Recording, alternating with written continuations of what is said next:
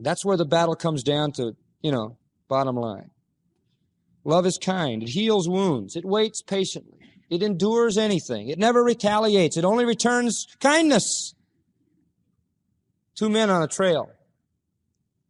A precipice and a sheer rock on the right, and the trail is a foot wide, and they meet head on.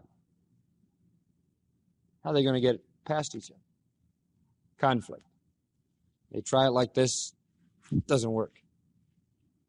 Scratch their heads. One doesn't say anything. He just lies down flat.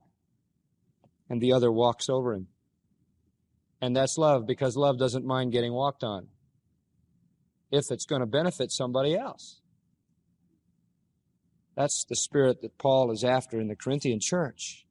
He says, if you would only minister in a non-retaliating, self-sacrificing manner, not avenging and only returning kindness, then your spiritual gifts would mean something. Third, in this beautiful passage in defining the characteristics of love, notice verse 4 again. Love suffers long and is being kind. Love is not envying. Boy, envy is a bad thing. Another word for envy starts with J. What is it? Jealousy. Now, there are two kinds. I was thinking this through. There are basically two kinds. One is superficial and the other is deep down, bedrock, rotten, stinking jealousy. In fact, Shakespeare called it the green sickness. That's where that came from. And Solomon called it rottenness of the bones. And there was an old Latin proverb that said it is the enemy of honor. And someone else chose to call it the sorrow of fools.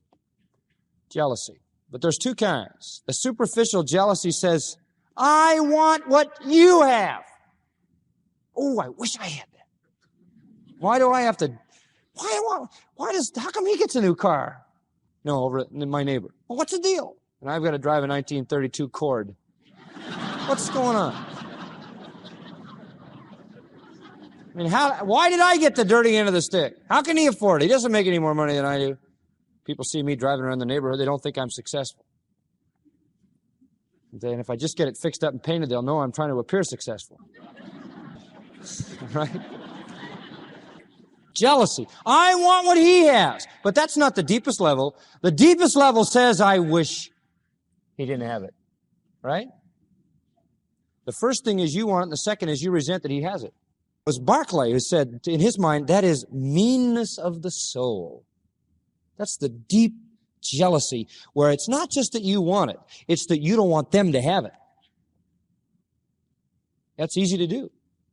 It's easy to be jealous. Oh, listen, somebody will give me say, oh, John, I got this fantastic tape. You got to hear this guy. Fantastic. And I'll put it on there and I'll say, he's not bad. I've heard better. Wow, that's the old ego, see? And if he's really good, then it's hard to deal with. See? So there's lots of people that are better preachers than I am, but I don't buy their tapes.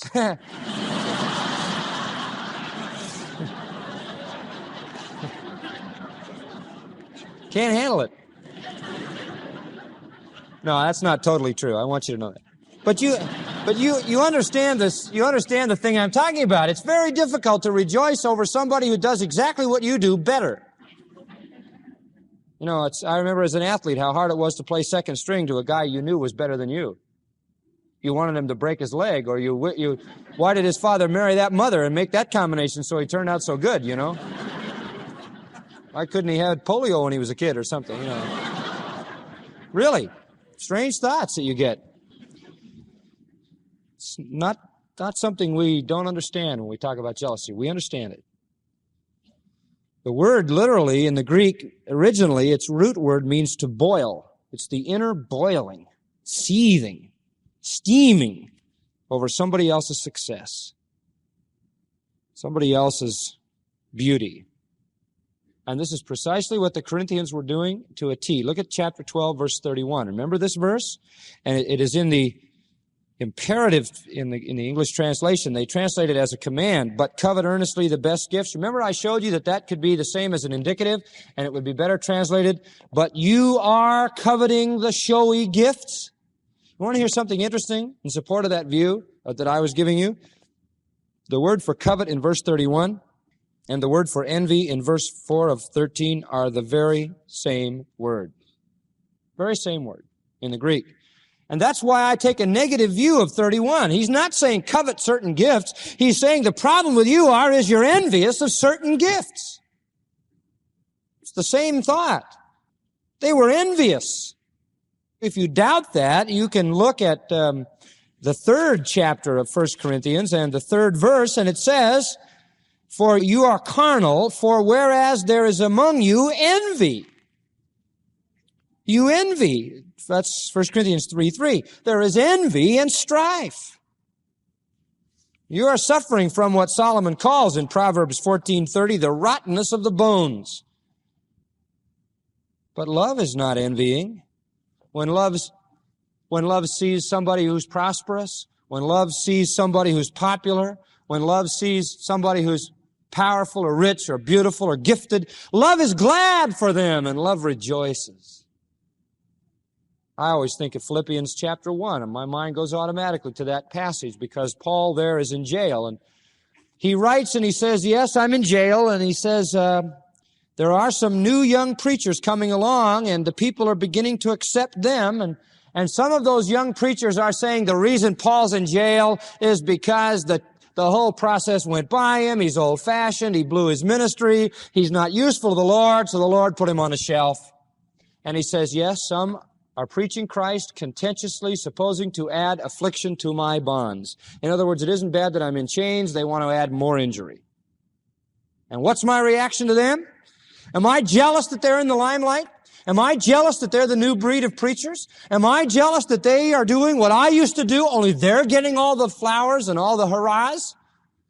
No. He says, what do I care? Christ is preached, and in that I what? I rejoice. You see, that's the spirit that says, I don't envy anybody who does what I do, even if they do it better than I do, and even if they get more applause than I do. Love just rejoices in their success, in their usefulness. You see, the other side of love here, jealousy, is such a destructive thing. If you go back and I started a little Bible study on this week, and I quit after a few minutes because I realized I could be there for a month. But I was going to try to chart the sins that were connected to jealousy. So I started with the very first sin. And you know what? Jealousy. Satan says to Eve, wouldn't you like to be like whom?